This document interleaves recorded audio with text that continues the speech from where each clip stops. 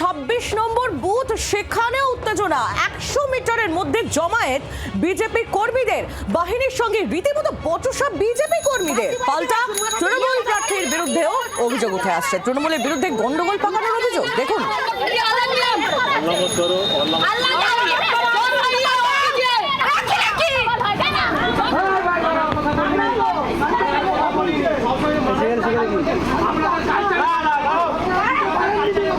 চম্পক রয়েছেন আমাদের সঙ্গে। তাহলে চম্পক, গন্ডগোলটা পাকালো কে, বিজেপি না তৃণমূল?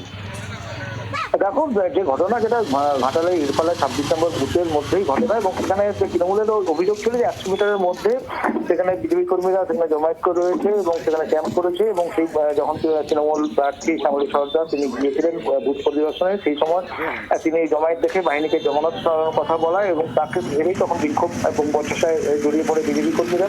এবং পাল্টা তৃণমূল প্রার্থীর দাবি রয়েছে যে ওই এলাকায় কিন্তু যেখানে যে বুথ রয়েছে সেই এলাকায় বিজেপি কর্মী সংস্থারা তারাই কিন্তু সেখানে আগে থেকে জমায়েত হয়ে রয়েছে এবং সেই জমায়েত তিনি হাঁটাতে বলে এবং তাকে কেন্দ্র করেই ব্যাপক উত্তেজনা তৈরি হয় এবং দুপক্ষের মধ্যে ব্যাপক বাজানাবোধ হয়। এরপরে সেখান থেকে কিন্তু তৃণমূল প্রার্থী বেরিয়ে চলে যান।